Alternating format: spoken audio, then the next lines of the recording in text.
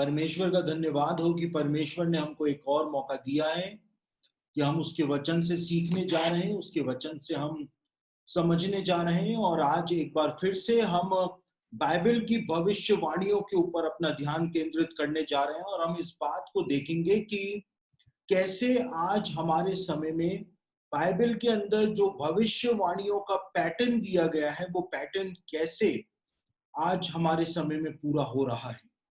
और आज शाम का हमारे जो लेसन है, उसका विषय जो है वो आप जानते हैं। उसका विषय है जैसा लूत के दिनों में हुआ था। और यीशु ने अपने शिष्यों को एक भविष्यवाणी अपने दूसरे आगमन के संबंध में प्रदान करी थी। और यीशु ने इस बात को कहा था कि जैसा लूत के दिनों में हुआ था, मेरे वापस आने से पहले भी बिल्कुल वैसा का वैसा तुमको देखने को मिल जाएगा। तो आज हम उसी बात को देखने जा रहे हैं कि लूत के दिनों में आखिर हुआ क्या था, जिसके लिए यीशु ने कहा था कि जब तुम वैसा का वैसा घटित होते हुए देखो, तो तुम समझ जाना कि मेरे वापस आने का समय जो है वो अब हो गया है। तो हम पहले उन वचनों को पढ़ लेते हैं, उसके बाद हम अपने संदेश में, अपने लेसन में आगे बढ़ेंगे। तो लूका रचित सुसमाचार उसका 17 अध्याय और उसका 28 से लेकर 30 वचन मैं इस समय आपके सामने पढ़ रहा हूं। लूका रचित सुसमाचार उसका 17 अध्याय 28 से लेकर 30 वचन, जहां पर इस प्रकार से लिखा हुआ है। और जैसा लूत के दिनों में हुआ था कि लोग खाते पीते, लेन देन करते, पेड़ लगाते और घर बनाते थे, परंतु जिस दिन लूत सदोम से निकला, उस दिन आग और गंधक आकाश से बरसी और सबको नाश कर दिया। मनुष्य के पुत्र के प्रकट होने के दिन भी ऐसा ही होगा। आज हम इन्हीं वचनों के अंदर जो रहस्य छिपा हुआ है, उस रहस्य को समझने जा रहे हैं, उस रहस्य को बूझने जा रहे हैं कि यीशु ने क्यों अपने शिष्यों से ये बात कही थी कि जैसा लूत के दिनों में हुआ था, बिल्कुल वैसा का वैसा मेरे वापस आने से पहले भी तुमको देखने को मिल जाएगा। देखिए, यीशु ने अपने शिष्यों के सामने अपने दूसरे आगमन के चिन्हों को रखा और यीशु ने इस बात को बताया कि वो सारी बातें, वो सारी घटनाएं जो लूत के दिनों में घटित हो रही थी, वो यीशु के वापस आने से पहले भी एक बार फिर से घटित होना शुरू हो जाएंगे। और यीशु ने एक नमूना अपने शिष्यों के सामने रखा, एक उदाहरण अपने शिष्यों के सामने रखा।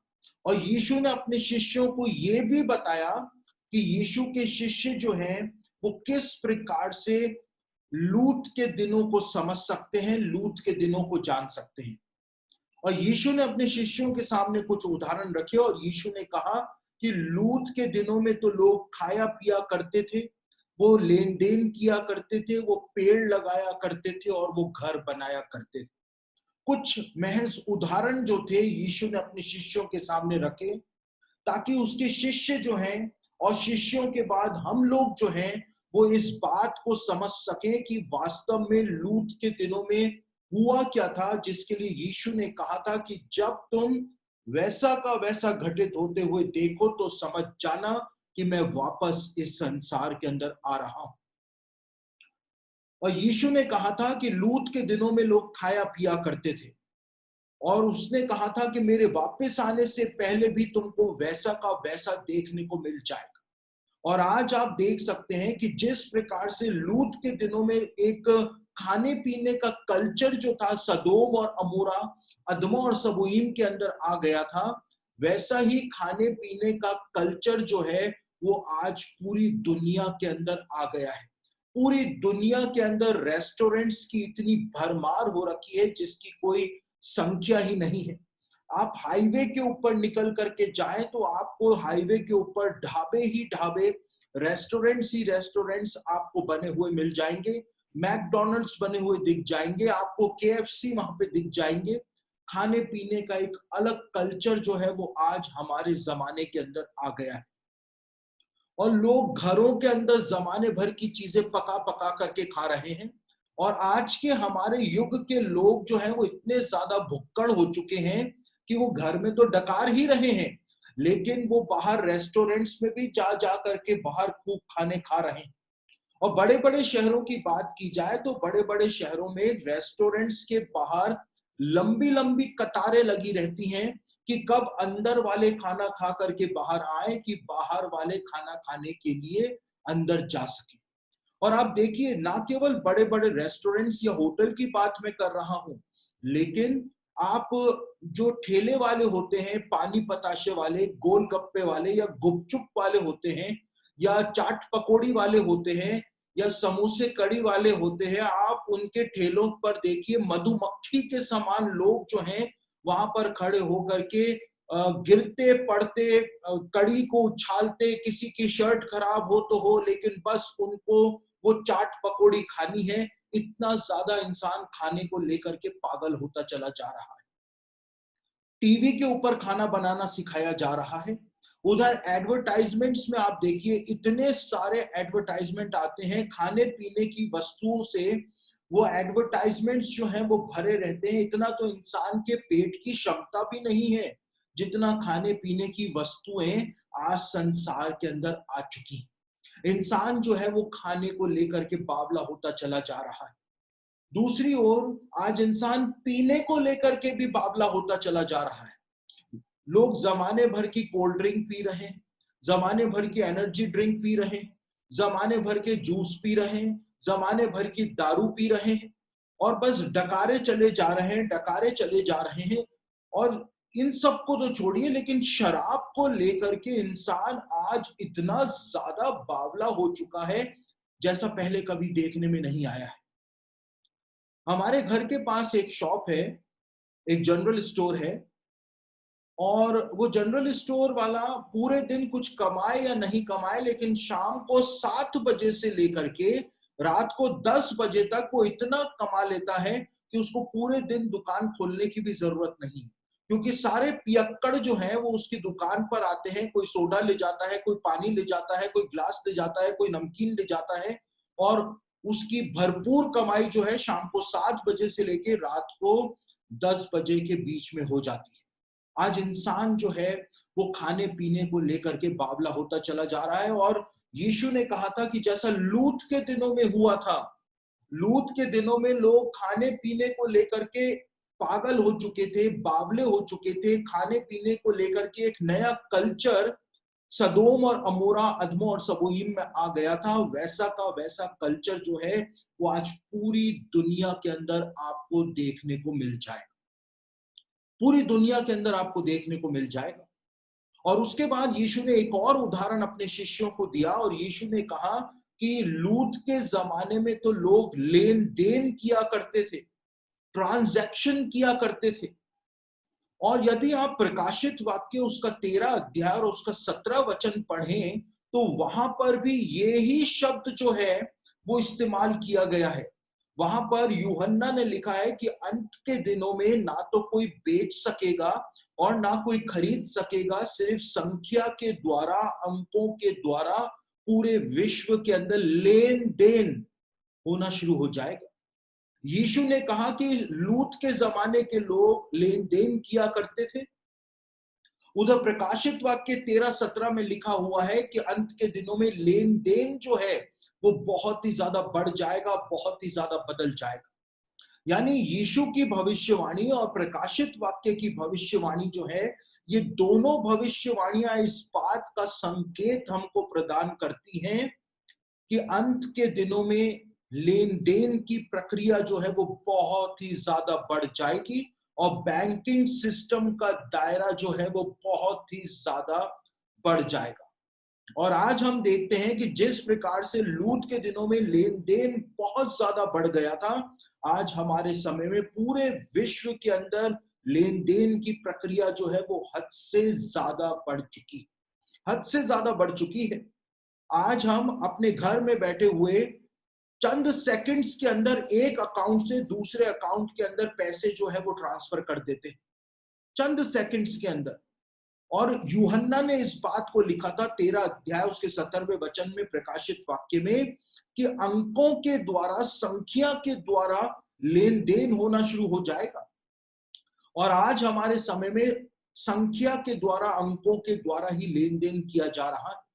कैसे किया जा रहा है? आप अपना मोबाइल निकालते हैं, मोबाइल की ऐप निकालते हैं, चाहे वो फोन पे हो, चाहे गूगल पे हो, चाहे कोई सा भी पे हो, लेकिन आप उसको निकालते हैं, चंद अंकों को दबाते हैं, कुछ नंबर्स को आप दबाते हैं, आपका ट्रांजैक्शन हो जाता है। आप एक अकाउंट से दूसरे अकाउंट के अंदर पैसे जो है वो ट्रांसफर कर देते हैं कुछ अंकों को दबाने के द्वारा। और आप अपना कार्ड जो है वो एटीएम मशीन के अंदर लगाते हैं, कुछ अंकों को दबाते हैं, आपका ट्रांजैक्शन जो है वो हो जाता है। बिल्कुल वैसा का वैसा हो रहा है जैसा प्रकाशित वाक्य 13:17 में लिखा हुआ है कि अंत के दिनों में लेन देन जो है वो संख्या के द्वारा होना शुरू हो जाएगा। और दूसरी ओर यीशु ने कहा कि जैसा सदोम के अंदर लूत के दिनों में लेन देन बहुत बढ़ गया था, आज हमारे समय में लेन देन जो है वो हद से ज्यादा बढ़ गया है। और जब से ये गूगल पे आया है, तब से लेन देन की प्रक्रिया जो है वो और भी ज्यादा विश्व के अंदर बढ़ गई है। उसके बाद यीशु ने एक और उदाहरण अपने शिष्यों को प्रदान किया और यीशु ने कहा कि लूत के जमाने के लोग जो थे वो पेड़ लगाया करते थे।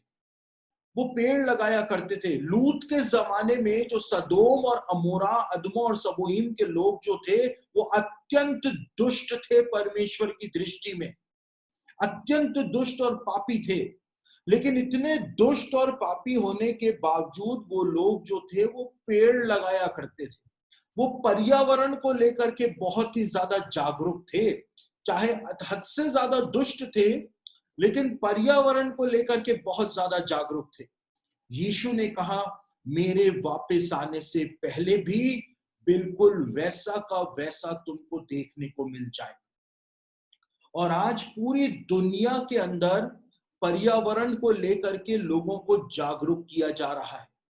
चाहे पूरी दुनिया के अंदर पाप अपने चरम के ऊपर पहुंच गया है, उसको कम करने के प्रयास नहीं हो रहे हैं, लेकिन पर्यावरण को लेकर के लोगों को जागरूक किया जा रहा है। बच्चों को स्कूलों के अंदर इन्वायरमेंटल स्टडीज पढ़ाई जा रही है। उधर मुख्यमंत्री जो है वो भी पेड़ लगा रहे हैं, मंत्रीगण जो है वो भी पेड़ लगा रहे हैं, और बच्चों से भी स्कूलों के अंदर पेड़ लगवाए जा रहे हैं। ये पेड़ लगवाने का और पेड़ लगाने का कल्चर जो है वो आज हमारे समय में आ चुका है, हमारे समय में आ चुका है। जैसा लूत के दिनों में हो रहा था, बिल्कुल वैसा का वैसा आज हमारे दिनों में, हमारे समय में हो रहा है। और एक अंतिम उदाहरण यीशु ने अपने शिष्यों के सामने रखा और यीशु ने अपने शिष्यों से कहा कि लूत के जमाने के जो लोग थे वो घर बनाया करते थे। आज आप अपनी नजरें चारों ओर घुमा करके देख लीजिए, आपको घर ही घर जो हैं, घर ही घर जो हैं, बड़े बड़े मॉल्स जो हैं, अपार्टमेंट्स जो हैं वो बनते हुए दिख जाएंगे। बड़े बड़े बिल्डिंग प्रोजेक्ट्स आपको चलते हुए दिख जाएंगे, जैसा लूत के दिनों में हो रहा था। लेकिन ये तो प्रत्यक्ष भविष्यवाणी थी जिसको हम पढ़ते हैं। लेकिन यहूदी रब्बियों के जो लेख हैं, मूसा के जमाने के जो यहूदी रब्बियों के लेख हैं, वो बताते हैं कि लूत के जमाने में जो लोग थे वो घर नहीं बनाया करते थे, ऐसे ही घर नहीं बनाया करते थे। लेकिन यहूदी रब्बियों के लेख बताते हैं कि लूत के जमाने के जो लोग थे वो जमीनों के ऊपर अवैध कब्जे करके उसके ऊपर अपने घर बनाया करते थे, दुकानें बनाया करते थे।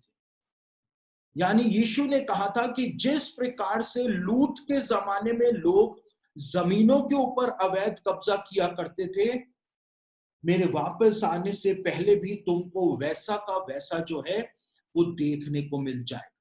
और आज हमारे समय में पूरी दुनिया के अंदर भूमाफियाओं का आतंक जो है वो फैला हुआ है। पूरी दुनिया के अंदर जमीनों पर अवैध कब्जे जो है वो किए जा रहे हैं। पूरी दुनिया के अंदर ऐसा हो रहा है। हमारे भारतीय बाजारों के अंदर देखिए, फुटपाथ के ऊपर भी कब्जा कर करके बैठे हुए हैं, और दुकानदार जो है वो भी फुटपाथ के ऊपर सामान रख करके बैठा हुआ है। सब जमीनों के ऊपर कब्जा करने में लगे हुए हैं। यहां तक कि मिशन की जमीनों के ऊपर भी कब्जे आज हो रहे हैं। और औरों की तो छोड़िए, खुद ईसाई भाई जो हैं वो भी मिशन की जमीनें कब्जाने के अंदर लगे हुए। तो ये जमीनों के ऊपर कब्जा करने की जो फितरत है, जैसा लूत के दिनों में वो प्राचीन दुष्ट आत्माएं लूत के दिनों के लोगों को भरमा रही थी, वही प्राचीन दुष्ट आत्माएं यीशु ने संकेत दिया था पूरे विश्व के लोगों को अंत के दिनों में भरमा देंगी, और विश्व के लोग वैसा का वैसा काम करना शुरू कर देंगे जैसा लूत के दिनों में सदोम और अमोरा, अदमा और सबोईम के लोगों ने करना शुरू कर दिया था। लेकिन ये तो चंद उदाहरण थे जो यीशु ने अपने शिष्यों के सामने प्रकट किए थे, ताकि शिष्य जो हैं उस बात को समझ सके कि लूत के दिनों को आखिर समझना कैसे है। ये तो कुछ उदाहरण थे, लेकिन लूत के दिनों में और भी बहुत कुछ हुआ था जिसकी वजह से परमेश्वर का भयानक प्रकोप जो था वो सदोम और अमोरा के ऊपर आ गया था। और एक सबसे बड़ा काम जो सदोम और अमोरा, अदमा और सबोईम में हो रहा था, लूत के दिनों में हो रहा था, उसके बारे में बाइबल के अंदर बताया हुआ है। बाइबल में बताया हुआ है कि सदोम और अमोरा के जो लोग थे वो परमेश्वर की दृष्टि में एक भयानक पाप करने में लगे हुए थे, भयानक पाप करने में लगे हुए थे। और बाइबल में उत्पत्ति की पुस्तक इस बात को बताती है कि सदोम और अमोरा के जो लोग थे वो पुरुषगामी हो गए थे, होमोसेक्सुअल हो गए थे। और ये सदोम एक ऐसा नगर था, सदोम और अमोरा, अदमा और सबोईम, ये ऐसे नगर थे कि यहां पर शाम को सूरज डूबने के बाद, यहूदी इतिहास इस बात को बताता है और यहूदी रब्बियों के लेख जो मूसा के जमाने के हैं वो इस बात को बताते हैं कि शाम को 6 बजे के बाद कोई भी पुरुष, स्त्री और महिला नहीं, लड़की नहीं, लेकिन कोई भी पुरुष, चाहे वो बुजुर्ग हो, जवान हो, बच्चा हो, कोई भी पुरुष अपने घर से बाहर नहीं निकल सकता था। क्योंकि सदोम और अमोरा, अदमा और सबोईम में रहने वाले जो लुच्चे मनुष्य हुआ करते थे, लुच्चे पुरुष जो हुआ करते थे, वो उसका बलात्कार कर लिया करते थे। महिलाओं का बलात्कार नहीं, लेकिन पुरुषों का बलात्कार कर लिया करते थे। और वो लोग पुरुषगामी हो गए थे। और परमेश्वर जो था, बाइबल में लिखा हुआ है कि एक ही ऐसा पाप है जिसको परमेश्वर किसी कीमत पर बर्दाश्त ही नहीं करता है, और वो समलैंगिकता है, होमोसेक्सुअलिटी। और जब परमेश्वर ने अपने स्वर्गदूतों को सदोम और अमोरा को दंड देने के लिए भेजा, और वो 2 स्वर्गदूत जो हैं जब वो सदोम के अंदर पहुंचे, और वो लिखा हुआ है उत्पत्ति की पुस्तक के अंदर कि वो नगर के चौक में रात बिताना चाहते थे, लेकिन लूत जो है उन दोनों के पास आया और लूत ने उनके सामने आकर के हाथ जोड़े, और लूत ने इस बात को कहा कि आप लोग नगर के चौक में रात ना बिताएं। क्यों लूत ने आकर के हाथ जोड़े? लूत को क्या पड़ी थी कि आकर के उनसे हाथ जोड़ करके विनती कर रहा था? क्योंकि लूत को पता था कि यदि ये 2 पुरुष रात के समय नगर के चौक में रुक गए तो जो लुच्चे पुरुष हैं सदोम के रहने वाले, वो आकर के रात में इनका बलात्कार कर लेंगे और इनकी मृत्यु हो जाएगी। और इसीलिए लूत जबरदस्ती उनको अपने घर ले जाता है। और उत्पत्ति की पुस्तक उसका 19 अध्याय उसका 5वें वचन के अंदर इस बात को बताया हुआ है, उत्पत्ति 19:5 में, कि नगर के, सदोम नगर के रहने वाले लुच्चे पुरुष जो हैं वो लूत के घर को घेर लेते हैं और लूत के घर का दरवाजा वो बजाने लगते हैं और लूत से कहते हैं कि वो 2 पुरुष जो तेरे यहां आए हैं उनको बाहर निकाल, ताकि हम उनके साथ भोग कर सके, उनके साथ हम कुकर्म कर सके। लूत के जमाने के लोग जो थे वो समलैंगिकता के अंदर डूबे हुए थे, वो पुरुष गमन किया करते थे। और यीशु ने कहा कि जैसा लूत के दिनों में हुआ था, मेरे वापस आने से पहले भी बिल्कुल वैसा का वैसा इस संसार के अंदर तुमको देखने को मिल जाएगा। और आज आप देखिए, जैसा लूत के दिनों में हो रहा था, आज पूरी दुनिया के अंदर ये समलैंगिकता जो है फैलती चली जा रही है। यहां तक कि भारत जैसे संस्कृति के लिहाज से सबसे अच्छे देश के अंदर भी जो सुप्रीम कोर्ट है उसने अब समलैंगिकों को कानूनी अधिकार देने की बात जो है वो कर दी। यानी वो दिन अब दूर नहीं है जब कलीसियाओं के अंदर भी समलैंगिक जोड़ों की शादियां होते हुए आप देखेंगे। पुरुष पुरुष और महिलाओं महिलाओं की शादियां होते हुए आप कलीसिया में देखेंगे, और जो पादरी उनका विवाह देने से मना करेगा उसको उसको जेल के अंदर भी डाला जा सकता है। ऐसे कानून अब बनने जा रहे हैं। उधर अमेरिका के अंदर ऐसे कानून बन चुके हैं कि कलीसियाओं के अंदर ही समलैंगिक जोड़ों के विवाह जो है वो आयोजित किए जा रहे हैं। और अमेरिका के अंदर कई सारे बड़े बड़े सरकारी अफसर जो हैं, जो बड़े बड़े पदों पर थे, सिटी मैजिस्ट्रेट या असिस्टेंट कलेक्टर के पदों के ऊपर जो बड़े बड़े अधिकारी थे, वो आज जेलों के अंदर हैं क्योंकि उन्होंने समलैंगिकों का विवाह देने से मना कर दिया था। पूरी दुनिया के अंदर ये समलैंगिकता फैलती चली जा रही है। पूरी दुनिया में, भारत के अंदर फिल्मों के माध्यम से समलैंगिकता को लोगों के सामने परोसा जा रहा है।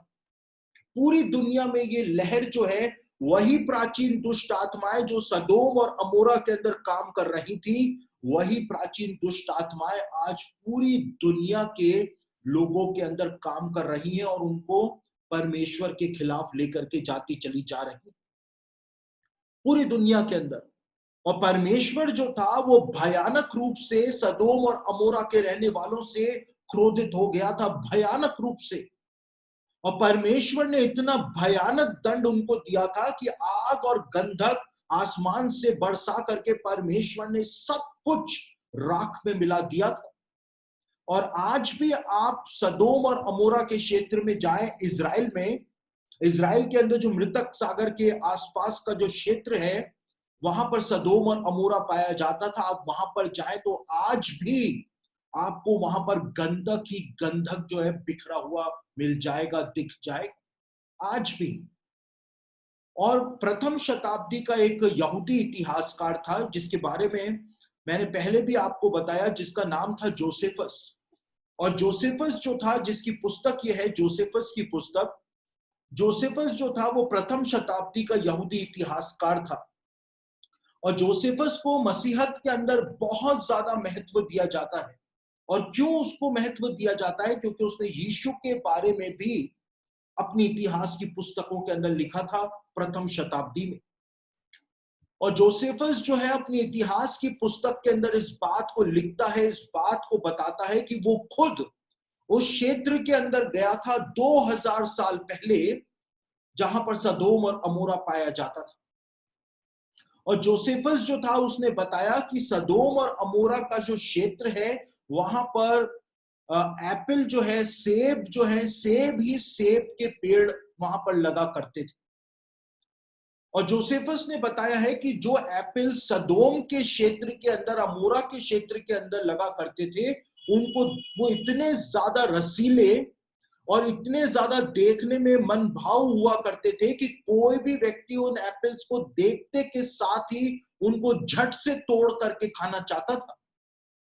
लेकिन जोसेफस ने क्या बात बताई है? जोसेफस ने कहा है कि जैसे ही कोई हाथ बढ़ा करके सदोम और अमोरा में उगने वाले उन सेबों को पेड़ों से तोड़ता है, वैसे ही वो एप्पल जो है वो उसके हाथ में राख के अंदर तब्दील हो जाया करते थे, राख में। यानी इतना भयानक दंड परमेश्वर ने सदोम और अमोरा को दिया था। और जोसेफस की जो पुस्तक है, जोसेफस की पुस्तक जो है, उसमें वॉर्स ऑफ द ज्यूज नाम का एक उसने पुस्तक लिखी थी। और वॉर्स ऑफ द ज्यूज का बुक नंबर 4 और चैप्टर नंबर 9 जब आप पढ़ेंगे तो वहां पर इसी बात को बताया हुआ है जोसेफस ने विस्तार से, कि जैसे ही कोई हाथ बढ़ा करके उन एप्पल्स को तोड़ता है तो वो राख के अंदर तब्दील हो जाते हैं। और आज भी आप यदि सदोम के क्षेत्र में जाएं इजराइल के अंदर, तो वहां पे आज भी एप्पल के पेड़ लगे हुए हैं, सेब के पेड़ लगे हुए हैं, और उनको देखते के साथ ही आपको उनको तोड़ करके खाने का मन होगा। लेकिन इजरायली सरकार जो है उसने सदोम के अंदर उत्पन्न होने वाले जो एप्पल है उनका खाना वर्जित कर रखा है, क्योंकि जैसे ही कोई भी महिला सदोमी एप्पल्स को खा लेती है, सदोम के क्षेत्र में उगने वाले सेबों को खा लेती है, तो वो स्त्री जो है वो हमेशा हमेशा के लिए बांझ हो जाती है। और यदि कोई पुरुष उन एप्पल्स को खा लेता है तो वो हमेशा हमेशा के लिए नपुंसक हो जाता है। और इसी वजह से इजरायली सरकार जो है उसने सदोम और अमोरा के क्षेत्र में उगने वाले जो एप्पल्स हैं उनका खाना प्रतिबंधित किया हुआ है। यानी आप समझ सकते हैं कि कितना भयानक दंड परमेश्वर ने सदोम और अमोरा, अदमा और सबोईम को दिया था कि उसके अवशेष जो हैं वो हमको आज की तारीख में भी उसी क्षेत्र के अंदर देखने को मिलते हैं। यीशु ने कहा था कि जैसा लूत के दिनों में हुआ था, वो पुरुष गमन के अंदर डूबे हुए थे, समलैंगिकता के अंदर डूबे हुए थे, परमेश्वर को चिढ़ा रहे थे, परमेश्वर को चुनौती दे रहे थे, उसी प्रकार से मेरे वापस आने से पहले भी होना शुरू हो जाएगा। और आज हमारे समय में बिल्कुल वैसा का वैसा जो है वो हमको देखने को मिल रहा है। इंसान एक बार फिर से परमेश्वर को चुनौती देने का साहस जो है वो दिखा रहा है। उसके बाद यहूदी इतिहास जो है, यहूदी इतिहास की जो पुस्तकें, और एक पुस्तक यहूदी इतिहास में पाई जाती है जिसको यशार की पुस्तक कहा जाता है। यशाया की नहीं, यशार की पुस्तक कहा जाता है, बुक ऑफ जैशेर उसको कहा जाता है। और ये बुक ऑफ जैशेर जो है, यशार की पुस्तक जो है, इसके अंदर एक बात बताई हुई है। यशार की पुस्तक उसका 19 अध्याय पहला और तीसरा वचन जो है, यशार बुक ऑफ जैशेर उसका 19 अध्याय 19 चैप्टर वर्सेस 1 और 2 में एक बात यहूदी इतिहास जो है वो बताता है। और यहूदी इतिहास बताता है कि सदोम और अमोरा, अदमा और सबोईम के लोग जो इस प्रकार से निरंकुश हो गए थे, पूरी तरह से निरंकुश हो गए थे, उसका कारण यह था कि सदोम और अमोरा, अदमा और सबोईम के अंदर 4 न्यायी जो है वो पाए जाते थे, 4 जजेस जो है वो पाए जाते थे। और ये 4 जजेस जो थे, इन 4 जजेस की जो बेंच थी, इन 4 जजेस ने मिलकर के ये कानूनन निर्णय दिया था, फैसला सुनाया था कि इन्होंने सदोम और अमोरा, अदमा और सबोईम में समलैंगिकता को कानूनी मान्यता प्रदान कर दी थी, कानूनी मान्यता प्रदान कर दी थी। और इन्होंने सरकारी खजाने से सदोम और अमोरा, अदमा और सबोईम के अंदर आलीशान पलंग जो है वो मार्केट्स पे बनवाए थे कि अगर कोई भी परदेसी पुरुष सदोम और अमोरा, अदमा और सबोईम में आता था तो आदेश के अनुसार उन्हीं सरकारी पलंगों पर, आलीशान पलंगों के ऊपर सदोम के रहने वाले पुरुष जो हैं वो परदेसी पुरुष का बलात्कार किया करते थे, उसके साथ कुकर्म किया करते थे। ये लोग जो इस प्रकार से निरंकुश हो गए थे उसका कारण ये था कि सदोम और अमोरा, अदमा और सबोईम के जो 4 न्यायी थे उन्होंने इन लोगों को पूरी तरह से निरंकुश कर दिया था। समलैंगिकता को कानूनी मान्यता जो है वो इन्होंने प्रदान कर दी थी। और यीशु ने कहा कि जैसा लूत के दिनों में हुआ था, मेरे वापस आने से पहले भी वैसा का वैसा तुमको देखने को मिल जाएगा। और देखिए, अमेरिका के अंदर बीते समय जब समलैंगिकता को कानूनी मान्यता प्रदान की गई, तो जो सुप्रीम कोर्ट के जज थे उन लोगों ने अमेरिका के अंदर कानूनी मान्यता समलैंगिकता को प्रदान की थी। लेकिन आपको जान करके हैरानी होगी कि अमेरिका में समलैंगिकता को कानूनी मान्यता जो थी वो 4 जजों की बेंच के द्वारा ही प्रदान की गई थी।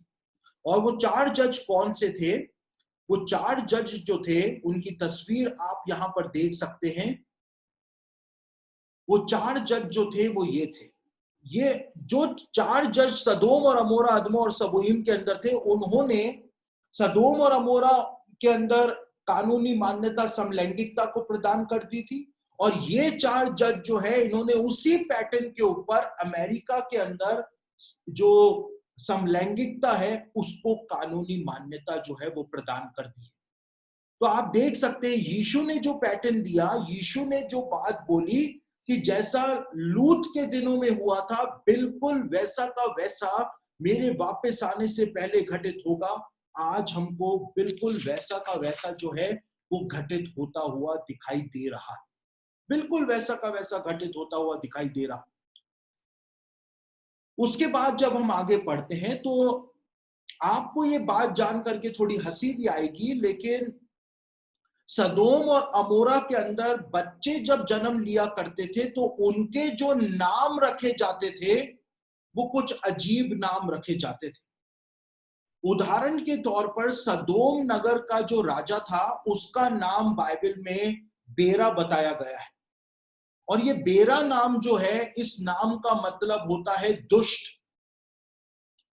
और अमोरा नगर का जो राजा था उसका नाम बाइबल में बिरशा बताया गया है, और बिरशा का मतलब होता है दुष्टता।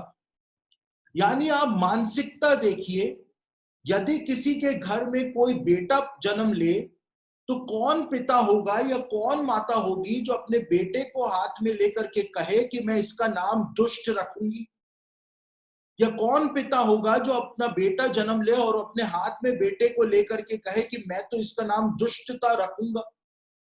लेकिन सदोम और अमोरा के जो लोग थे उनका दिमाग आप देखिए किस प्रकार से शैतानियत के अंदर उनका दिमाग डूबा हुआ था कि वो अपने बच्चों का नाम जो है वो दुष्टता और दुष्ट कह कह करके रख रहे थे। और यीशु ने कहा कि जैसा लूत के दिनों में हुआ था मेरे वापस आने से पहले भी बिल्कुल वैसा का वैसा तुमको देखने को मिल जाएगा। और आज हमारे जमाने में वही तो हो रहा है। आज के हमारे लोगों का दिमाग जो है वो भी दुष्टता के अंदर ही लगा हुआ है, और अपने बच्चों के नाम जो है वो बिल्कुल वैसे ही रख रहे हैं। उदाहरण आपको दूं, कई सारे माता पिता जो हैं, मसीही माता पिता जो हैं, वो अपनी अपनी बेटियों का नाम रखते हैं ईजाबेल, जैसे कि किसी स्वर्गदूत का नाम रख दिया हो। और आपको जान करके हैरानी होगी कि दुष्ट आत्माओं के जो रैंक्स होते हैं उसमें तीसरे नंबर का रैंक जो माना जाता है दुष्ट आत्माओं का, वो ईजाबेल माना जाता है, तीसरे नंबर का रैंक। आप सोचिए क्या कर रहे हैं, बेटियों का नाम ईजाबेल रख रहे हैं। दूसरी बात, एक दुष्ट आत्मा का नाम होता है, प्राचीन दुष्ट आत्मा का नाम होता है ईना। आज कई सारे लड़कियों के नाम जो है वो यही रखे जा रहे हैं। आप देखिए इंसान कर क्या रहा है, दुष्ट आत्माओं के नामों के ऊपर अपने बच्चों के नाम वैसे ही इंसान रख रहा है जैसे कि सदोम नगर के लोग जो है वो रखा करते थे। दूसरी ओर ये बात तो छोड़िए, लेकिन आज जो कार्टून फिल्म्स टीवी के ऊपर आती हैं जो आप अपने बच्चों को दिखाते हैं, उन कार्टून फिल्म्स के जो किरदार होते हैं उन किरदारों के जो नाम होते हैं वो सारे नाम जो होते हैं वो प्राचीन दुष्ट आत्माओं के नामों पर ही रखे जाते हैं, प्राचीन दुष्ट आत्माओं के नामों पर ही रखे जाते हैं।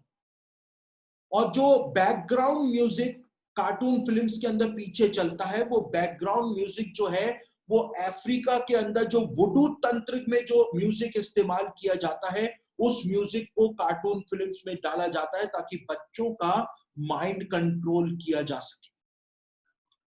अब आप सोचिए कि आप जब अपने बच्चों को कार्टून फिल्म्स दिखा रहे हैं, हाथ में मैगी का कटोरा पकड़ा करके उसको कार्टून फिल्म्स के सामने बैठा देते हैं, और वो कटोरा पकड़े बैठा रहता है जैसे भीख मांगने के लिए कटोरा लेकर के कार्टून फिल्म्स के सामने बैठ जाता है, या पॉपकॉर्न का कटोरा दे करके उसको कार्टून फिल्म्स के सामने बिठा देते हैं। आप सीधे तौर पर अपने बच्चों को दुष्ट आत्माओं के हाथों में सौंप रहे हैं, सीधे तौर पर। क्योंकि जो म्यूजिक उनके अंदर चलता है वो म्यूजिक जो है वो वुडू तंत्र के अंदर उपयोग होने वाला म्यूजिक है। और मैं कोई हवा में बातें नहीं कर रहा हूं, मैं कोई हवा में बातें नहीं कर रहा हूं। आप खुद इस बात का अध्ययन करेंगे तो आपके पैरों तले जमीन सरक जाएगी। मैं तो आपको कुछ भी नहीं बता रहा हूं, कुछ भी नहीं बता रहा हूं। और देखिए आजकल ये कार्टून फिल्म्स में दिखाया क्या जा रहा है, क्या दिखाया जा रहा है। वो पिद्दी सा नोबिता जो है, उसकी भी अपनी एक गर्लफ्रेंड है शिजुका। तो आप सोचिए कि जब वो पिद्दी नोबिता गर्लफ्रेंड रख सकता है, तो फिर आपका पिद्दी गर्लफ्रेंड क्यों नहीं रखेगा? कॉमन सेंस की बात। आप तो उसके दिमाग में वही चीजें तो भर रहे। तो जब पिद्दी नोबिता गर्लफ्रेंड रखेगा, तो आपका पिद्दी भी गर्लफ्रेंड रखेगा। और यही तो उन कार्टून फिल्म्स के अंदर दिखाया जा रहा है। जिस प्रकार से सदोम और अमोरा, अदमा और सबोईम के अंदर दुष्ट आत्माओं के नामों को बहुत ही ज्यादा सम्मान दिया जाता था, उसी प्रकार से आज हमारे समय में होना शुरू हो गया। हमारे समय में होना शुरू हो गया है।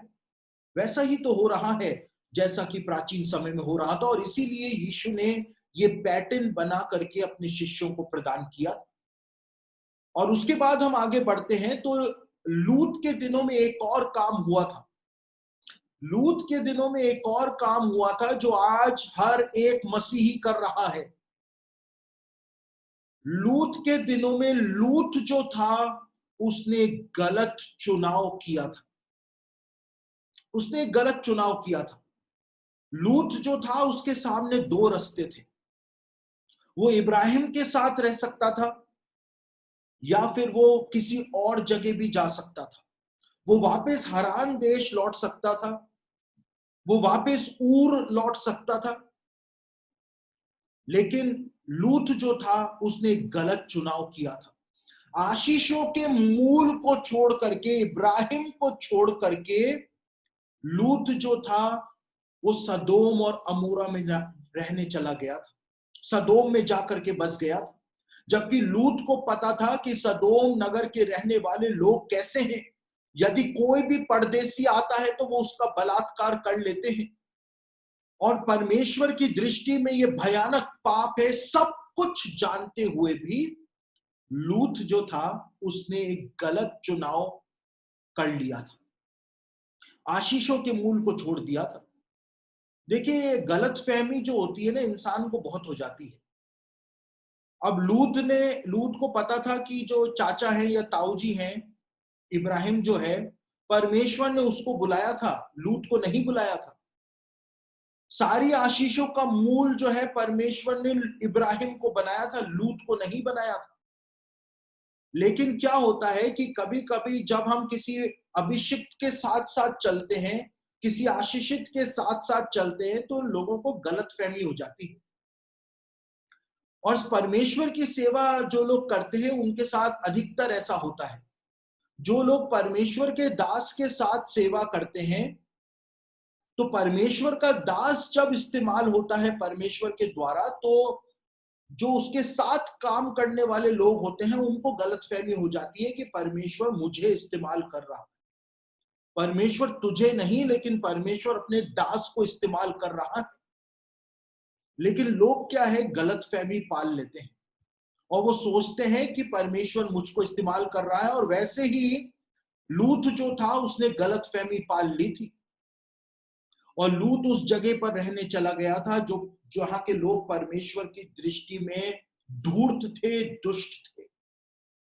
और यीशु ने कहा कि जैसा लूत के दिनों में हुआ था, मेरे वापस आने से पहले भी बिल्कुल वैसा का वैसा तुमको देखने को मिल जाए। और आज बिल्कुल वैसा का वैसा ही तो हो रहा है। बिल्कुल वैसा का वैसा ही तो हो रहा है। आज हम भी कई बार वही काम कर रहे हैं जो लूत ने किया। कितने सारे मसीही लोग हैं जो आज आशीषों के सोते यीशु मसीह को छोड़ करके जादू टोना करने वालों के पास जा रहे हैं। आज वो ताबीज बांध बांध करके परमेश्वर को क्रोध दिला रहे हैं, जबकि उनको पता है कि वचन के अंदर लिखा हुआ है कि ऐसे काम करने वालों के लिए कभी भी सूरज जो है वो उदय ही नहीं होगा। आज कितने सारे मसीही लोग हैं जो गलत चुनाव कर रहे हैं। कितने सारे मसीही लोग। हम भी वही काम कर रहे हैं जो काम एक जमाने में लूत ने किया था। उसने इब्राहिम को छोड़ करके और वो सदोम और अमोरा में चला गया था। आज मसीही लोग जो हैं, वो यीशु मसीह को छोड़ करके जादू टोना करने वालों के पास जा रहे हैं, बाबाओं के पास जा रहे हैं। और निरंतर जादू टोनों में अपना जीवन व्यतीत कर रहे हैं। आज वैसा ही हो रहा है।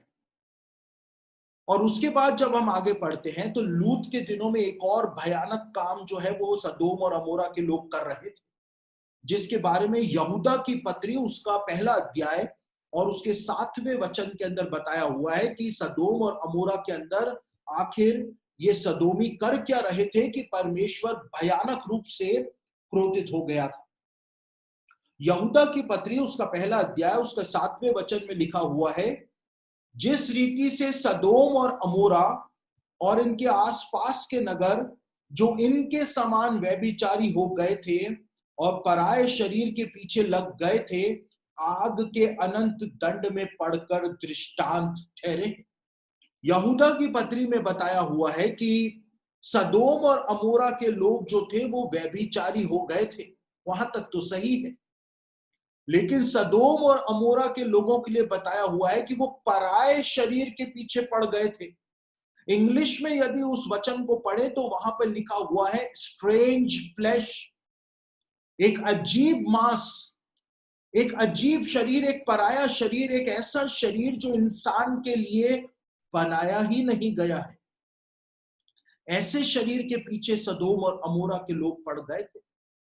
और यहूदी रब्बियों के लेखों को आप पढ़ें तो यहूदी रब्बियों के लेख बताते हैं कि वो पराया शरीर क्या है जिसके पीछे, वो अजीब शरीर क्या है जिसके पीछे सदोम और अमोरा के लोग पड़ गए थे।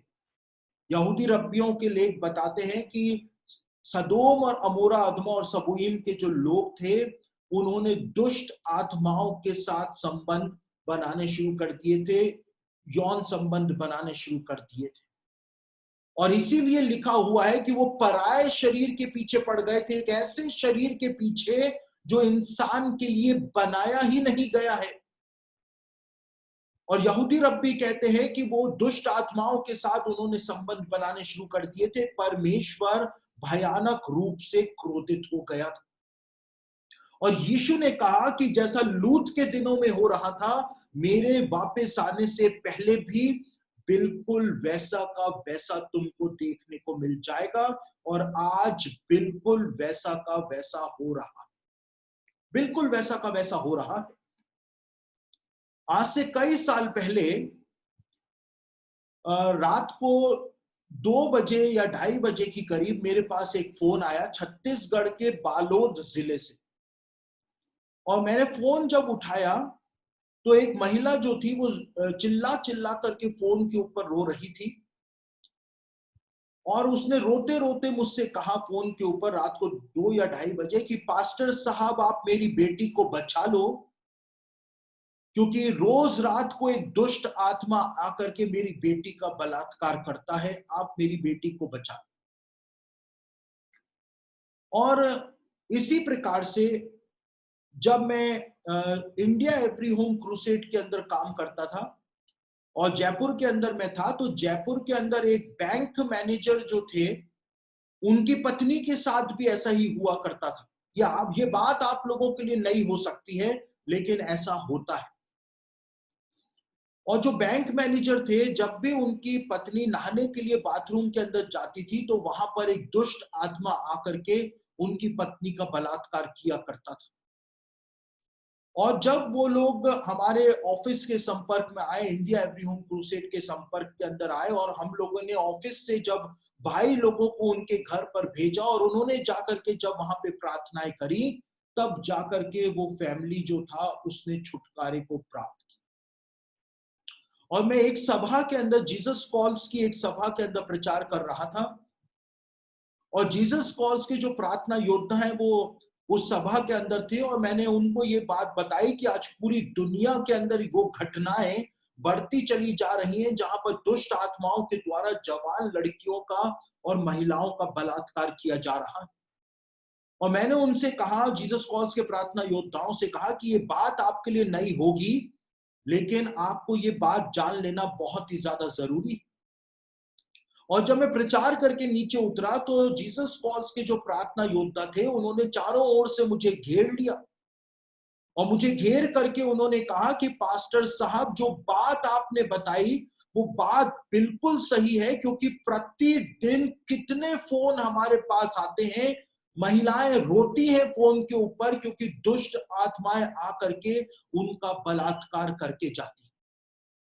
और ये घटनाएं जो है पूरी दुनिया के अंदर बढ़ती चली जा रही। 2007 के अंदर जो रोम के अंदर एक यूनिवर्सिटी है, उसने एक अध्ययन किया कि शैतान के काम किस प्रकार से दुनिया में बढ़ गए हैं। और 2008 में रोम की यूनिवर्सिटी का वो सर्वे जो था, अध्ययन जो था, उसको रोमन कैथोलिक चर्च के जो सबसे बड़े बिशप होते हैं, जिनको पोप के नाम से जाना जाता है, पोप बेनेडिक्ट 16वें जो थे, उनके सामने उस रिपोर्ट को रखा गया। और पोप बेनेडिक्ट 16वें ने जब उस रिपोर्ट को पढ़ा तो वो भी आश्चर्यचकित हो गए, क्योंकि उस रिपोर्ट में लिखा हुआ था कि मानव इतिहास में पहली बार दुष्ट आत्माओं का एक ऐसा काम आज हमारे समय में हो रहा है जो पहले कभी भी देखने को नहीं मिला। लेकिन जिस बात ने पोप बेनेडिक्ट को सबसे ज्यादा परेशान कर दिया, वो बात उस रिपोर्ट के अंदर लिखी हुई थी कि आज पूरी दुनिया के अंदर वो घटनाएं बढ़ती चली जा रही हैं, जब दुष्ट आत्माओं के द्वारा जवान लड़कियों का और महिलाओं का बलात्कार किया जा रहा है।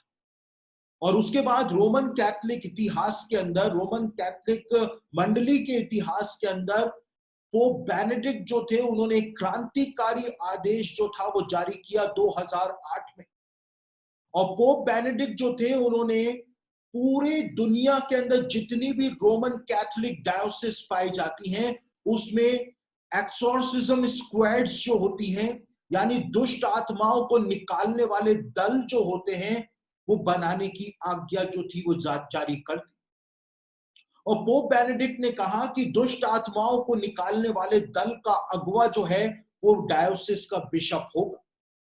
और 7 सालों तक रोमन कैथोलिक चर्च ने मेहनत करी कि शैतान के कामों को किसी प्रकार से रोका जाए।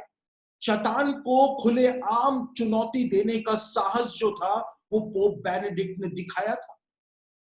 और रोम के अंदर उन्होंने एक स्पेशल स्कूल का भी निर्माण किया, जिसमें पूरी दुनिया से पादरियों को बुलाया जाता था और उनको दुष्ट आत्माओं को निकालना और दुष्ट आत्माओं को ठिकाने कैसे लगाया जाए वो सिखाया जाता था। और स्कूल ऑफ एक्सोर्सिज्म के अंदर दुनिया भर से पादरी आते थे। बहुत मेहनत की गई 7 सालों तक, लेकिन 2014 में उसी रोम की यूनिवर्सिटी ने जब वापस से अध्ययन किया, तो अपने अध्ययन के अंदर वो रोम की यूनिवर्सिटी जो थी वो किसी निष्कर्ष के ऊपर पहुंची। और उसके बाद वो रिपोर्ट जो थी वो 2015 में अभी के जो पोप हैं, पोप फ्रांसिस, उनके सामने पेश की गई। और पोप फ्रांसिस ने जब उस रिपोर्ट को पढ़ा तो उस रिपोर्ट में लिखा हुआ था कि जो काम दुष्ट आत्माओं का 2007 में हो रहा था, 2014 तक आते आते वो काम जो था वो 100 गुना ज्यादा बढ़ चुका था। 100 गुना ज्यादा बढ़ चुका था। और पोप फ्रांसिस जो थे वो भी इस बात को पढ़ करके आश्चर्यचकित हो गए कि पूरी दुनिया में वो घटनाएं बढ़ती चली जा रही हैं, जब जवान लड़कियों का और महिलाओं का बलात्कार दुष्ट आत्माओं के द्वारा किया जा रहा है। और 2015 में रोमन कैथोलिक मंडली के इतिहास में पहली बार एक ऐसा आदेश पोप फ्रांसिस ने जारी किया जो पहले कभी भी जारी नहीं किया गया था। और पोप फ्रांसिस ने 2015 से रोमन कैथोलिक जो पादरी हैं, प्रीस्ट हैं, फादर जो हैं, उनके लिए पास्टोरल इमरजेंसी की घोषणा कर दी है। पादरियों के लिए आपातकाल की घोषणा कर दी है कि पादरियों के लिए आपातकाल की स्थिति आ गई है, क्योंकि दुष्ट आत्माओं का एक ऐसा काम आज हो रहा है जो पहले कभी भी देखने को नहीं मिला, कभी भी देखने को नहीं मिला। और आज ना केवल दुष्ट आत्माएं जबरदस्ती ऐसा कर रही हैं, लेकिन आज शैतानवाद जो है पूरी दुनिया के अंदर फैलता चला जा रहा है। और जो शैतानवादी है वो स्वेच्छा से अपने शरीर को दुष्ट आत्माओं को सौंप रहे हैं और दुष्ट आत्माओं के साथ संबंध जो है वो बना रहे हैं। पूरी दुनिया के अंदर आज वो काम हो रहा है जिससे इंसान परमेश्वर को चुनौती दे रहा है, परमेश्वर को चुनौती दे रहा है। आप सोचिए इंसान क्या है, लेकिन वो परमेश्वर को चिढ़ा रहा है, परमेश्वर के धीरज की, परमेश्वर के संयम की परीक्षा जो है वो इंसान ले रहा है। और इसीलिए ये कोरोना वायरस जो फैला, वो तो परमेश्वर ने सिर्फ एक चेतावनी भेजी है, लेकिन इंसान नहीं सुधरा, इंसान नहीं सुधरा है। ये चेतावनी जो परमेश्वर ने भेजी, परमेश्वर इज़राइल के पास भी बार बार चेतावनी भेजता था, भविष्य वक्ताओं को भेजता था, लेकिन इज़राइली नहीं मानते थे। उसी प्रकार से आज परमेश्वर ने पूरी दुनिया के अंदर एक चेतावनी भेजी है कि अभी भी सुधर जाओ, वरना अंत जो है वो बहुत ही ज्यादा भयानक होगा।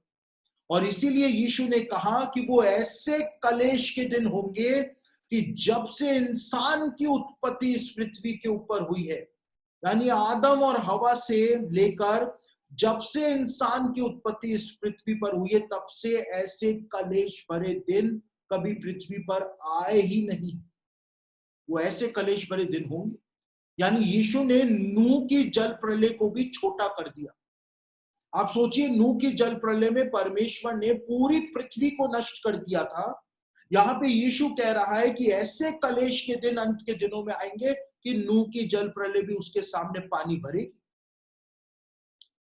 लेकिन आज फिर भी इंसान जो है वो नहीं सुधर रहा, फिर भी नहीं सुधर रहा। उसके बाद हम आगे जब बढ़ते हैं तो परमेश्वर ने खुद सदोम के बारे में बताया है यहेजकेल की पुस्तक में। और परमेश्वर ने बताया है कि सदोम के ऊपर दंड केवल इसलिए नहीं आया कि सदोम और अमोरा के लोग जो थे वो व्यभिचारी थे, उनके पराये शरीर के पीछे पड़ गए थे, वो समलैंगिक हो गए थे, सिर्फ इसके कारण उनके ऊपर दंड नहीं आया था, लेकिन एक और कारण था जिसकी वजह से उनके ऊपर दंड आया था। और परमेश्वर ने 2 कारण और बताए हैं, खुद परमेश्वर ने बताए हैं जिसकी वजह से सदोम और अमोरा के ऊपर दंड आया था। और यहेजकेल की पुस्तक उसका 16th चैप्टर और 49 वर्स पढ़े, 16 का 49 पढ़े, तो वहां पर परमेश्वर ने उन 2 कारणों के बारे में बताया है कि वो 2 कारण जो थे वो क्या थे। यहेजकेल 16 के 49 में परमेश्वर कहता है, देख तेरी बहन सदोम का अधर्म यह था कि वे अपनी पुत्रियों सहित घमंड करती, पेट भर के खाती और सुख चैन से रहती थी और दीन दरिद्र को ना संभालती थी। परमेश्वर ने कहा कि सदोम का अधर्म जो था वो ये था, उसका पाप ये था कि वो खुद तो सुख चैन से रहती थी, बहुत ही घमंड करती थी और दीन दरिद्रों को नहीं संभाला करती थी। सदोम जो थी वो घमंडी हो गई थी, वो बहुत ही ज्यादा घमंड किया करती थी और दीन दरिद्रों को नहीं संभाला करती थी। 2 बातें परमेश्वर ने सदोम के विरोध में बताई।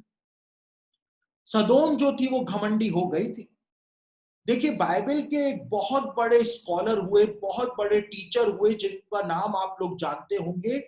उनका नाम था डेरिक प्रिंस।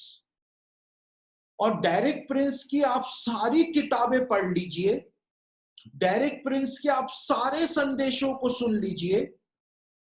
डेरिक प्रिंस जो है वो हमेशा अपनी किताबों में एक ही बात बताया करते थे, अपने सारे संदेशों में एक बात तो बोला ही करते थे कि सबसे बड़ा पाप जो परमेश्वर की नजरों के अंदर है वो है घमंड।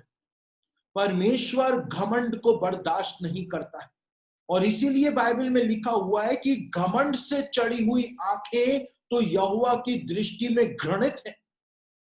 परमेश्वर नफरत करता है घमंड से, क्योंकि शैतान जो था उसने भी घमंड किया था।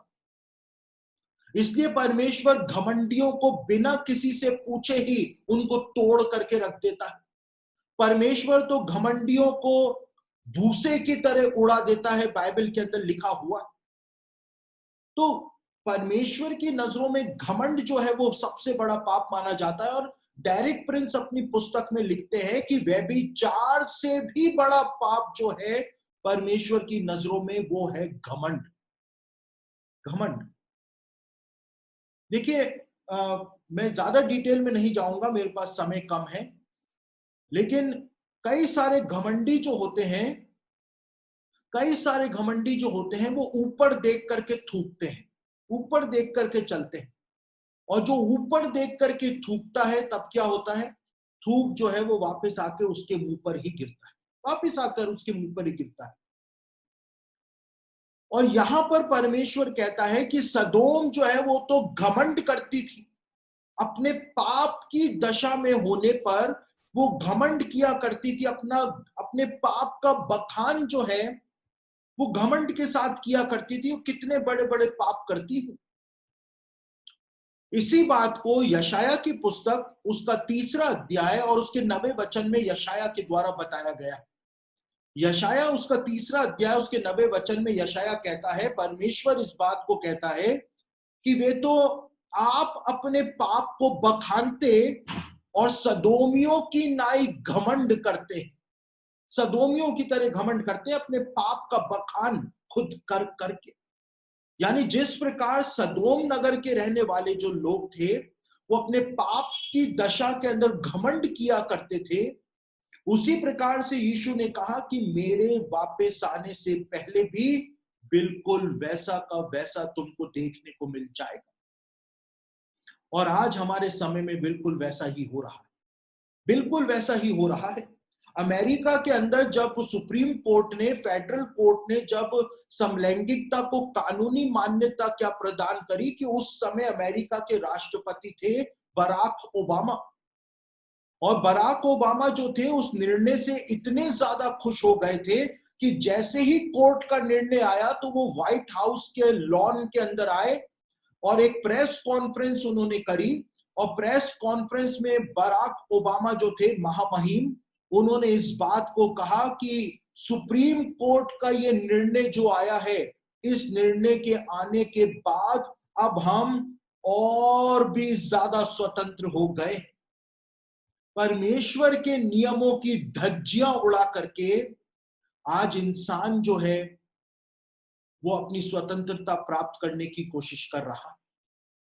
और उसी दिन, जिस दिन ये सुप्रीम कोर्ट का निर्णय आया अमेरिका में, उसी दिन अमेरिका के अंदर बराक ओबामा जो राष्ट्रपति थे उनकी आज्ञा से जो व्हाइट हाउस था, उस व्हाइट हाउस को जो मेघ धनुष होता है, रेनबो जो होता है, उसके कलर से पूरा रंगा गया, उसके कलर से पूरा दिखाया गया, लाइटें वैसी की गई।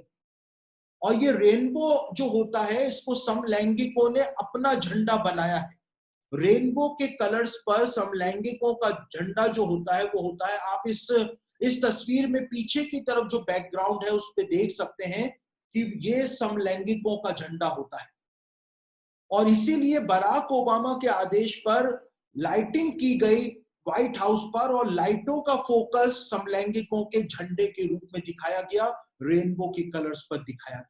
कितनी घमंड की बात है कि अमेरिका में समलैंगिकों को कानूनी मान्यता प्रदान कर दी गई। और जब ये समलैंगिक लोग अपनी परेड निकालते हैं, जिसको गे प्राइड परेड के नाम से जाना जाता है, उस परेड के अंदर जो बैनर लेकर के वो चलते हैं, उन बैनर्स के ऊपर लिखा रहता है, we are proud to be homosexuals, we are proud to be bisexuals, हमको घमंड है कि हम समलैंगिक हैं, ये लिख करके चलते हैं। सदोम जो थी वो अपने पाप की दशा में घमंड किया करती थी, अपने पाप का बखान करके वो घमंड किया करती थी। परमेश्वर ने कहा और यीशु ने कहा, मेरे वापस आने से पहले भी बिल्कुल वैसा का वैसा होगा। और इजराइल की बात करें तो इजराइल जो है वो एशिया का गे कैपिटल है, पता है आपको? एशिया का गे कैपिटल है इजराइल। और यरूशलेम को समलैंगिक जो है वो समलैंगिकों की पवित्र भूमि डिक्लेयर करना चाहते हैं, यानी होली लैंड जो है उसको होमोसेक्सुअल्स का होली लैंड बनाना चाहते हैं। और यरूशलेम के अंदर ये समलैंगिकों का अंतरराष्ट्रीय मुख्यालय भी बना हुआ है, जिसको जेरूसलेम ओपन हाउस के नाम से जाना जाता है। आप सोचिए पूरी दुनिया के अंदर और यरूशलेम के अंदर, परमेश्वर के नगर के अंदर, उसी परमेश्वर के नगर में जो परमेश्वर समलैंगिकों से घृणा करता है, उसी परमेश्वर के नगर के अंदर ये समलैंगिक जो हैं वो हर साल परेड निकालते हैं, मेला करते हैं और वो बैनर्स लेकर के चलते हैं कि हमको परमेश्वर ने समलैंगिक बनाया है, हम परमेश्वर का वरदान है जो परमेश्वर ने इंसान को दिया है। यीशु ने कहा कि जैसा लूत के दिनों में हुआ था, सदोम जो थी वो घमंड करती थी, अपने पाप का बखान करके घमंड करती थी, मेरे वापस आने से पहले भी बिल्कुल वैसा का वैसा होगा और वैसा ही हो रहा है, वैसा ही हो रहा है। उसके बाद जब हम आगे चलते हैं तो परमेश्वर ने कहा था कि सदोम जो थी वो घमंड करती थी, और दूसरी बात परमेश्वर ने कहा था कि वो खुद तो सुख चैन से रहती थी लेकिन दीन दरिद्र को नहीं संभाला करती थी, वो दीन दरिद्र को नहीं संभालती थी। यहूदी रब्बियों के जो लेख हैं मूसा के जमाने के, वो बताते हैं कि वैसे तो कोई भिखारी तक भी, निर्धन भी जो भूख से मर रहा होता था वो भी सदोम और अमोरा में नहीं आता था, क्योंकि उसको पता रहता था कि यदि गया तो जिंदा नहीं बचूंगा, मेरा बलात्कार कर लेंगे। लेकिन यहूदी रब्बियों के लेख बताते हैं कि कभी कभी यदि कोई भिखारी सदोम और अमोरा में आ जाया करता था मजबूरन, तो सदोम और अमोरा के लोग इतने दयालु हुआ करते थे, इतने दयालु हुआ करते थे कि उस भिखारी को बहुत दान दिया करते थे, बहुत पैसा दिया करते थे। हर घर के सामने जब भिखारी जाकर के भीख मांगता तो उसको बहुत धन दिया करते थे। लेकिन सदोम और अमोरा, अदमा और सबोईम के अंदर यह कानून बना हुआ था कि कोई भी किसी भी परदेसी को, भिखारी को कुछ भी खाने के लिए और कुछ भी पीने के लिए नहीं देगा, और ना उसको दुकानों से कुछ बेचा जाएगा। और यदि कोई किसी भी भिखारी को या किसी भी परदेसी को कुछ भी खाने पीने के लिए देता हुआ पकड़ा गया तो उसको मृत्यु दंड दिया जाए, ये वहां का नियम था।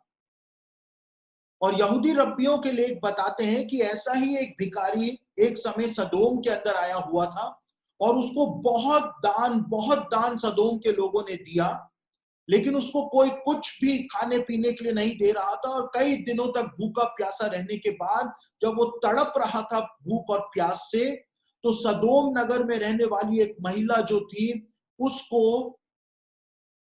उस भिखारी के ऊपर दया आ गई थी। और यहूदी रब्बियों के जो लेख हैं, तालमुद जो है वो इस बात को बताती है कि वो महिला जो थी वो कोई और नहीं थी लेकिन लूत की सबसे बड़ी बेटी थी। लूत की 2 बेटियां नहीं, लूत की 3 बेटियां थी, यहूदी इतिहास बताता है। और तालमुद बताती है कि लूत की सबसे बड़ी बेटी जो थी उसको उस भिखारी के ऊपर दया आ गई थी और वो चुपचाप खाना और पानी लेकर के गई और जा करके उसने उस भिखारी को दे दिया। लेकिन सदोम नगर के रहने वालों ने उसको ऐसा करते हुए देख लिया और उसको पकड़ लिया गया, उसको गिरफ्तार कर लिया गया और उसको उन्हीं 4 जजेस के सामने ले जाया गया। और किसी भी भिखारी को खाना या पानी देने वाले को मृत्यु दंड दिया जाता था।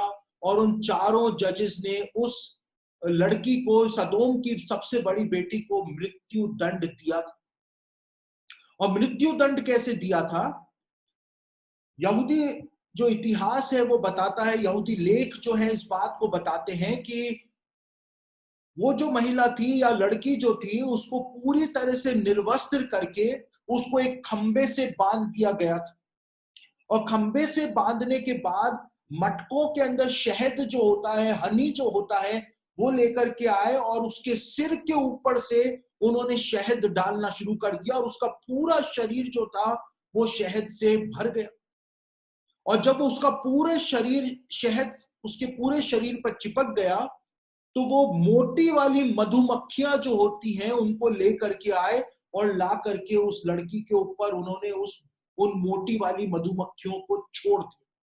और क्योंकि उसके पूरे शरीर पर शहद चिपका हुआ था, मोटी वाली मधुमक्खियां उसके शरीर से जा करके चिपक गई और उसको काटना उन्होंने शुरू कर दिया और वो लड़की जो थी वो दर्द के मारे उसने चिल्लाना शुरू कर दिया। और रब्बियों के लेख बताते हैं कि वो इतना चिल्लाई, मरने से पहले इतना चिल्लाई कि उसकी चिल्लाहट जो थी वो स्वर्ग में परमेश्वर के पास पहुंच गई। और इसी बात को खुद परमेश्वर ने इब्राहिम को बताया था कि मैं सदोम और अमोरा को दंड देने क्यों जा रहा हूं। उत्पत्ति की पुस्तक उसका 18 अध्याय 20 और 21 वचन जब आप पढ़ेंगे, उत्पत्ति की पुस्तक उसका 18 अध्याय 20 और 21 वचन पढ़ेंगे तो वहां पे परमेश्वर इब्राहिम से कहता है कि सदोम और अमोरा की चिल्लाहट जो है वो मेरे पास स्वर्ग तक पहुंच चुकी है, स्वर्ग तक पहुंच गई। और इसीलिए परमेश्वर ने तुरंत एक्शन लेते हुए अपने स्वर्गदूतों को सदोम और अमोरा का न्याय कर देने के लिए पृथ्वी के ऊपर भेज दिया था। सदोम जो थी वो खुद तो सुख चैन से रहती थी, लेकिन दीन दरिद्र को नहीं संभाला करती थी, परमेश्वर ने कहा। और यीशु कहता है कि जैसा लूत के दिनों में हुआ था, मेरे वापस आने से पहले भी बिल्कुल वैसा का वैसा ही होगा। और आज बिल्कुल वैसा ही तो हो रहा है, बिल्कुल वैसा ही हो रहा है।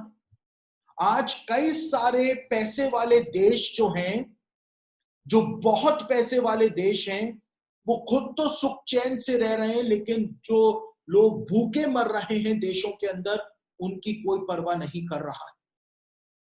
अमेरिका जो है वो अफ्रीका के जो भूखे लोग हैं उनके लिए पैसा देता है, लेकिन इतना नहीं देता है जितना कि वो दे सकता है। देखिए, अमेरिका के जो मिसाइल हैं, उन मिसाइल्स के लिए बताया जाता है कि अमेरिका के मिसाइल इतने ज्यादा महंगे होते हैं कि पूरा अफ्रीका महाद्वीप के जो भूखे लोग हैं वो 1 साल तक 3 समय का भोजन कर सकते हैं। इतने महंगे अमेरिका के मिसाइल होते हैं। लेकिन ऐसे हजारों मिसाइल जो है अमेरिका ने सद्दाम हुसैन पर मार दिए। ऐसे हजारों मिसाइल अमेरिका ने ओसामा बिन लादेन के ऊपर मार दिए, बगदादी के ऊपर मार दिए। लेकिन अमेरिका जो है वो अफ्रीका के अंदर लोग भूख से मर रहे हैं, तड़प तड़प करके मर रहे हैं, उनके लिए अमेरिका से पैसा जो है वो नहीं निकलता। वो खुद तो सुख चैन से रहती थी, दीन दरिद्र को नहीं संभाला करती थी। और अमेरिका की बात छोड़िए साहब, आज हमारे घरों के अंदर क्या हो रहा है? हमारे घरों के अंदर भी तो ऐसा ही हो रहा है। आज पूरी दुनिया के अंदर दुनिया की जो आधी आबादी जो है वो रोज रात को भूखे सो जाती है। दुनिया की आधी आबादी रोज भूखे सोती है। लेकिन हमारे घरों में क्या हो रहा है? हम भी तो वही लूत के दिनों के लोगों सा काम कर रहे हैं। कितनी बार ऐसा होता है कि हमारे घरों के अंदर खाना जो है, बचा हुआ खाना जो है वो नालियों के अंदर फेंका जाता है। हमारे घर के तो कुत्ते जो है वो भी इतना अफर चुके हैं कि खाने को देख के मुंह फेर करके चले जाते हैं। लेकिन उधर दुनिया में आधी आबादी जो है वो भूख से तड़प रही है, तड़प तड़प करके वो बच्चे जो है वो मर रहे हैं। परमेश्वर का इतना महान अनुग्रह हमारे ऊपर हुआ है कि हम पेट भर करके खाना खाते हैं। चाहे हम कितनी भी मेहनत करें, चाहे हम कितनी अच्छी नौकरी पर क्यों ना हो, लेकिन ये परमेश्वर का अनुग्रह है कि हम खाना खाते हैं। आज कितने सारे लोग ऐसे हैं जिनके पास करोड़ों रुपए हैं, लेकिन वो खाना नहीं खा पाते हैं। कितने सारे लोग हैं। ये परमेश्वर का अनुग्रह है कि परमेश्वर हमको खिलाता है। कितना बड़ा अनुग्रह है। दुनिया की आधी आबादी जो है वो रोज रात को भूखे सोती है, लेकिन परमेश्वर हमको खाना खिलाता है, हमको तो खाना खिलाता है। और हम उस आशीष का क्या कर रहे हैं? हम खाना बच जाता है तो उसको हम नालियों के अंदर फेंक देते हैं। नालियां जो है वो ब्लॉक हो रही हैं बचे हुए खाने से।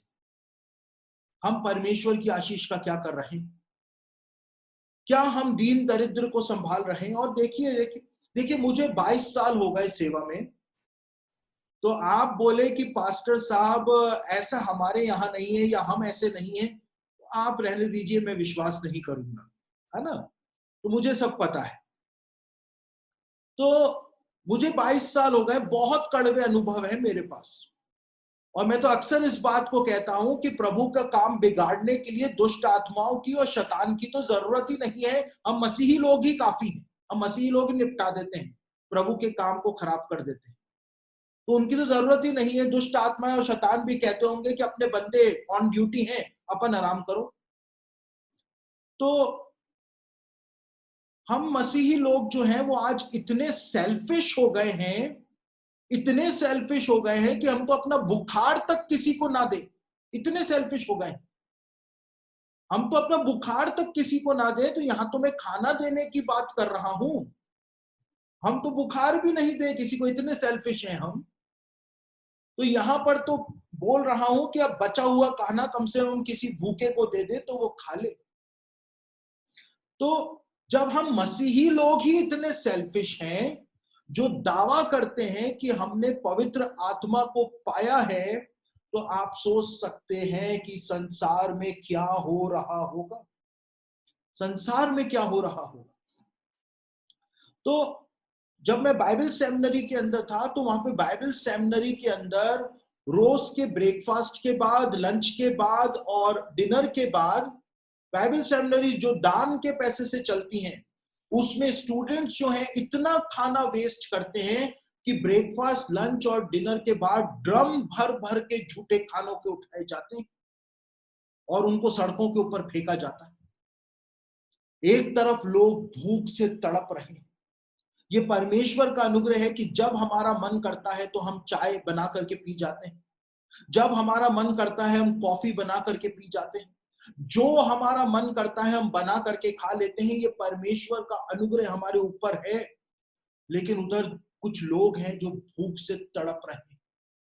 वो खुद तो सुख चैन से रहती थी, लेकिन वो दीन दरिद्र को नहीं संभाला करती थी। परमेश्वर ने सदोम का अधर्म बताया और इसीलिए सदोम के ऊपर दंड आया। कहीं ऐसा ना हो कि हमारे अंदर जो सेल्फिशनेस है उसके कारण हम स्वर्ग जाने से वंचित रह जाए, कहीं ऐसा ना हो जाए। उसके बाद जब हम आगे बढ़ते हैं तो सदोम और अमोरा के अंदर महिलाओं के जो प्राकृतिक अधिकार थे उनका हनन किया जा रहा था। कैसे किया जा रहा था? जब लूत के घर को वो लुच्चे पुरुष घेर लेते हैं और कहते हैं कि उन दो पुरुषों को बाहर लाओ ताकि हम उनके साथ कुकर्म कर सकें, तो लूत साहब जो थे वो कहते हैं अपनी दोनों बेटियों को आगे करके कि मेरी बेटियों को ले लो, इनका गैंग रेप कर लो, लेकिन ये पुरुष जो मेरे यहां आए हैं इनको मत छुओ।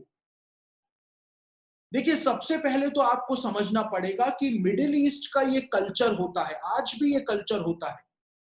मिडिल ईस्ट के अंदर यदि कोई मेहमान आपके घर आया है तो उस मेहमान की सारी जिम्मेदारी जो है वो उस घर के मालिक की हो जाती है। जैसे हम भारत के अंदर कहते हैं कि अतिथि जो है वो देव की तरह होता है, ईश्वर की तरह होता है, उसी प्रकार से मिडिल ईस्ट के अंदर भी वही कल्चर पाया जाता है। और मिडिल ईस्ट के अंदर ये माना जाता है कि यदि मेरे घर में कोई मेहमान आया है और उसकी जान का जोखिम है तो मैं अपनी जान दे दूंगा, लेकिन मेरा जो मेहमान है उसकी जान के ऊपर नहीं आने दूंगा। तो लूत ने जब अपनी बेटियों को आगे किया तो लूत जो था उस जमाने के कल्चर के अकॉर्डिंग ही काम कर रहा था। लेकिन दूसरी नजरों से देखा जाए, दूसरे दृष्टिकोण से देखा जाए, तो लूत जो था उसने महिलाओं के अधिकारों का हनन किया था। अपनी बेटियों के गैंग रेप किए जाने को वो परमिशन दे रहा था। और जिस प्रकार से लूत के दिनों के अंदर महिलाओं के प्राकृतिक अधिकारों का हनन किया जा रहा था, यीशु ने कहा मेरे वापस आने से पहले भी वैसा का वैसा तुमको देखने को मिल जाए। और आज हमारे समय में भी बिल्कुल वैसा का वैसा जो है वो हो रहा है। महिलाओं के प्राकृतिक अधिकारों का हनन हो रहा है। लड़कियों के साथ गैंग रेप किए जा रहे हैं, छोटी छोटी मासूम बच्चियों के साथ बलात्कार किए जा रहे हैं।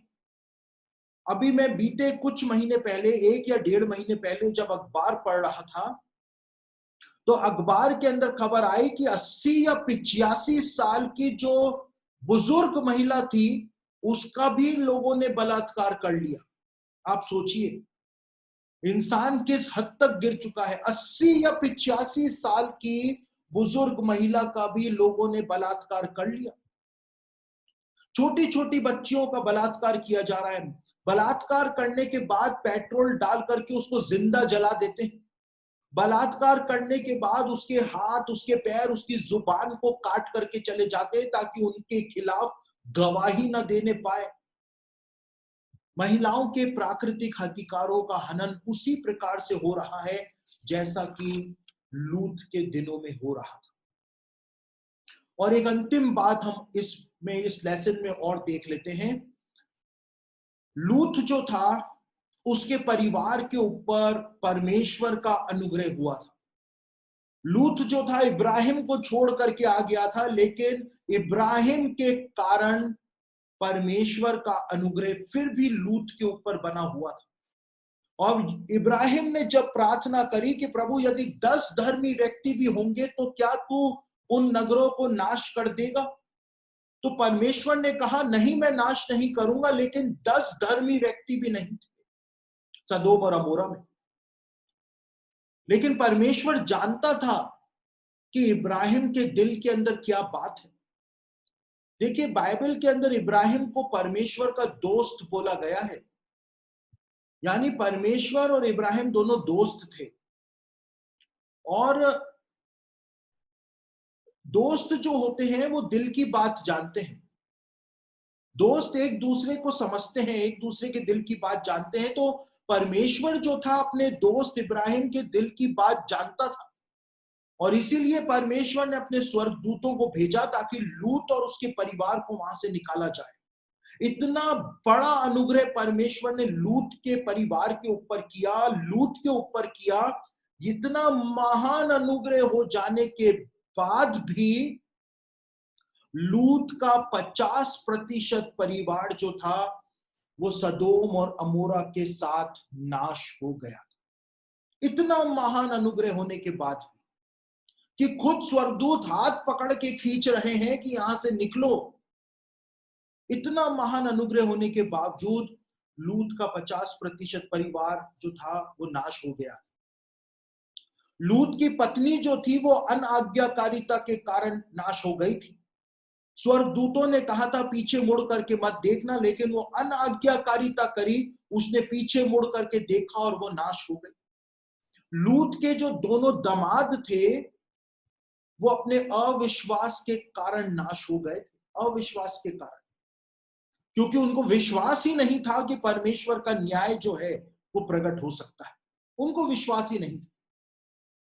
तो लूत का 50% परिवार जो था वो अपने अविश्वास के कारण और अनाज्ञाकारिता के कारण नाश हो गया। और यीशु ने कहा कि जैसा लूत के दिनों में हुआ था, मेरे वापस आने से पहले भी बिल्कुल वैसा का वैसा होगा। कहीं आज हमारे परिवार की दशा ऐसी तो नहीं? कहीं आज हमारे परिवार के साथ ऐसा तो होने नहीं जा रहा है? कहीं आज हमारे परिवार के अंदर यह अनाज्ञाकारिता और अविश्वास तो नहीं पाया जाता है? कहीं आज आपका पति या आपकी पत्नी जो है वो अनाज्ञाकारिता के अंदर जीवन तो नहीं बिता रही? कहीं आज आपके बच्चे अविश्वास के अंदर जीवन तो नहीं बिता रहे? यदि बिता रहे हैं तो फिर उनका भी फ्यूचर जो है वो वही होगा जो लूत के परिवार का हुआ। इतना महान अनुग्रह परमेश्वर ने हमारे ऊपर किया है कि यीशु के लहू के द्वारा हमको परमेश्वर ने उद्धार दिया। और यीशु से उद्धार प्राप्त करने के बाद भी, कलीसिया में जाने के बाद भी, प्रभु भोज लेने के बाद भी, यदि हमारा 50% परिवार यदि नाश हो जाए तो फिर क्या फायदा होगा? लूत जो है वो हमारे लिए उदाहरण है। आज कितने सारे मसीही माता पिता हैं जो संडे के दिन खुद तो कलीसिया में आ जाते हैं, चर्च में आ जाते हैं, लेकिन उनके बच्चे जो हैं वो कोचिंग पर चले जाते हैं। मसीही माता पिता जो हैं, देखिए मैंने उस दिन भी एक बात कही थी कि आपको आपके बच्चों को परमेश्वर को प्रायोरिटी देना सिखाना पड़ेगा।